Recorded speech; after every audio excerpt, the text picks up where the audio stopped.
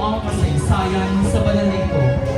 Siya ay isang mayamang babae na tinutustusan ang ministeryo ng Panginoong Hesus habang ito'y nagbabayan-bayan.